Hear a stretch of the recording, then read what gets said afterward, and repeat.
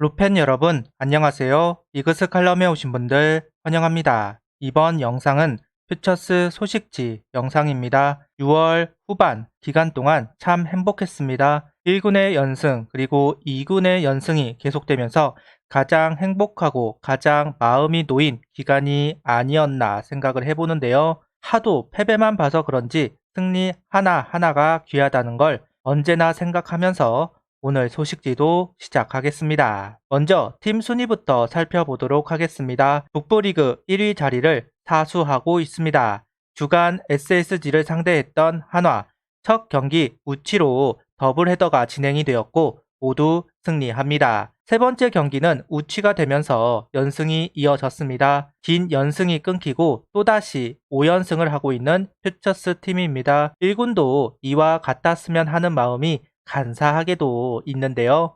1군도 2군도 계속해서 좋은 소식들이 들려오면 좋겠습니다. 이번 주 퓨처스 경기는 주간 히어로즈전이 있고 주말에는 정식 경기가 예정되어 있지는 않습니다.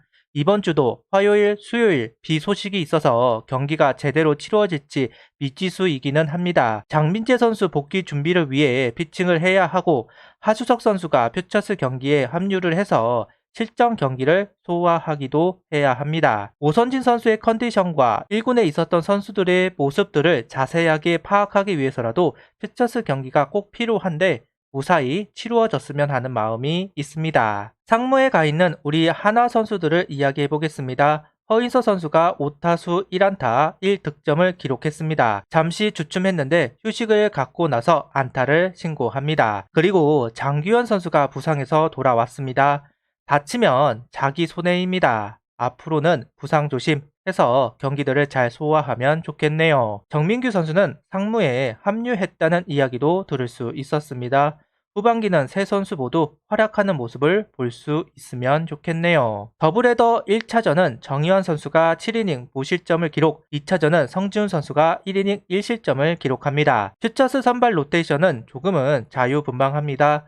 선발 불펜을 자유롭게 오가는 부분도 있고 남지민, 박준영 선수처럼 1군에 콜업이 된 경우가 생기면서 규칙 없는 로테이션을 소화하고 있습니다. 그 상황에서 가장 꾸준하게 로테이션을 소화하는 선수 바로 정희왕 선수입니다.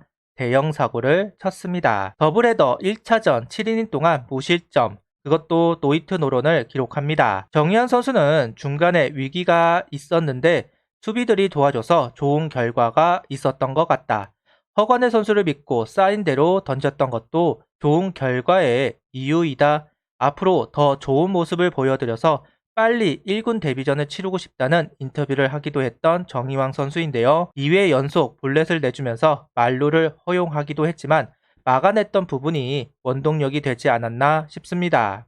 큰 키에 커브, 슬라이더, 포크볼 모두 각이 큰 변화구를 가지고 있습니다. 당시 경기에는 143km 전후 속구 구속을 보여주었지만 140km 후반까지 구속을 보여주었던 정희왕 선수입니다. 어느 정도 순위가 결정이 되는 시점 정희왕 선수가 1군에 올라와서 선발 경험을 할 것이다 예상을 하고 있는데요. 최은호 감독은 선발뿐만 아니라 몸이 늦게 풀리는 부분이 단점이지만 스윙맨으로도 가치가 있다는 말을 했기 때문에 상황에 따라서는 1군 데뷔가 빨라질 수도 있겠다. 잘 준비를 하면 좋겠다는 생각을 가져보고 있습니다. 더블헤더 2차전 2이닝을 책임진 장시환 선수입니다. 더블헤더 2차전 멀티 이닝을 소화하면서 무실점 피칭을 한 장시환 선수입니다. 이태양 선수가 이진영 선수에게 자리를 비우지 마라, 누군가는 채운다 이야기를 했고 그때부터 절대 빼앗기지 않겠다 인터뷰를 했던 이진영 선수였는데요. 그 표본이 장시환 선수가 아닐까 합니다. 자리를 비우고 나니 1군에 올라갈 기미가 보이지 않는데요.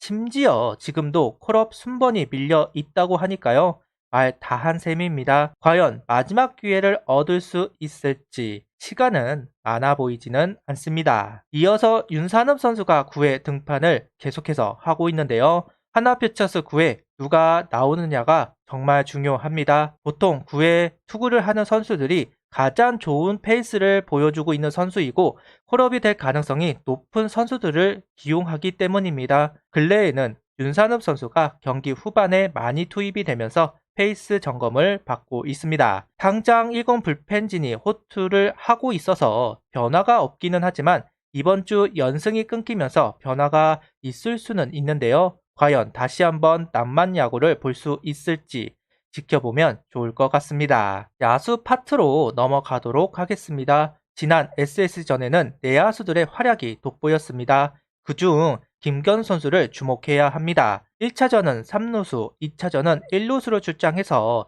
7타수 4안타, 3타점 2득점을 기록했습니다. 김성갑 2군 감독이 부임하고 김건 선수를 꾸준하게 4번 타자로 기용하고 있는데요.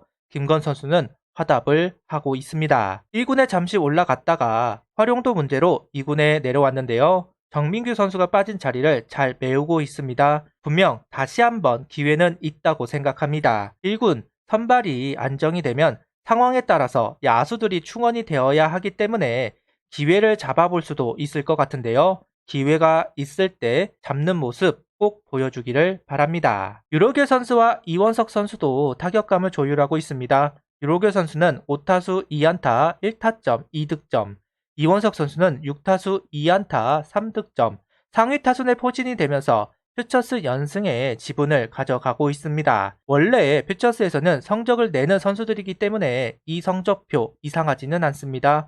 그렇지만 1군에서는 항상 부족함을 느끼는 두 선수인데요. 그럼에도 꾸준하게 기용을 해서 안착을 유도해야 합니다. 우타 웨어스 파트에 이진영 선수만으로 시즌을 치룰 수는 없습니다. 둘 중 한 명이 받쳐주어야 하는데요. 참 그게 안 되네요. 작년보다는 나아졌다고 하지만 만족스럽지는 않습니다. 언제까지 기다려줄 수는 없습니다. 그러니 꼭 가치를 보여주면 좋겠네요. 또 한 명의 아픈 손가락 박정현 선수입니다. 감독들의 주목을 받고 기회를 받았지만 그 기대를 번번이 무색하게 만들고 있는데요. 역시 마찬가지로 2군에서는 좋은 모습을 보이고 있습니다. 8타수 3안타 2타점 1홈런을 기록하는 박정현 선수입니다. 커리어 내내 같은 모습을 보여주고 있는데요. 시범 경기 잘하면서 기회를 받다가 결국 2군행 번복이 되고 있습니다. 이도윤 선수가 그래도 역할을 해주면서 더더욱 자리를 잃어버린 박정현 선수입니다. 오선진, 하주석 선수가 복귀할 것으로 예상되는 시점, 박정현 선수에게 기회가 돌아갈지 미지수이네요. 마지막으로 소개할 선수는 한경민 선수입니다. 센터 내야뿐만 아니라 코너 내야도 소화하면서 경기를 치르고 있는데요. 6타수 3안타 2타점을 기록하면서 타격 지표를 상승시키고 있습니다. 작년만큼의 타격 지표는 아닙니다. 장타력도 많이 떨어졌고 수비 부분도 만족스러운 정도는 아니기는 한데요. 멀티 포지션을 소화하는 부분이 아무래도 독이 되는 것 같습니다. 하지만 일할 때 타율에서 많이 끌어올리기는 했네요. 못하는 것보다는 잘하고 있는 게 보기도 좋고 상황에 따라서는 콜업하기에도 망설임 없이 이루어질 수 있습니다. 퓨처스 팀의 선전은 1군 선수들에게도 압박감을 느끼게 할 겁니다. 여차하면 내려간다, 경쟁이라는 키워드 아래에서 변화가 있을 수도 있는데요. 연승 중에는 최대한 변화를 삼가했지만 연승은 끝났고 새로운 한 달이 시작이 되었습니다. 7월의 하나는 어떤 방향으로 흘러갈지 기대도 되고 우려도 됩니다. 1군, 2군의 7월도 행복하길 바라며 영상을 마무리하겠습니다. 구독, 좋아요, 알림 설정 부탁드리며 영상을 봐주셔서 감사합니다.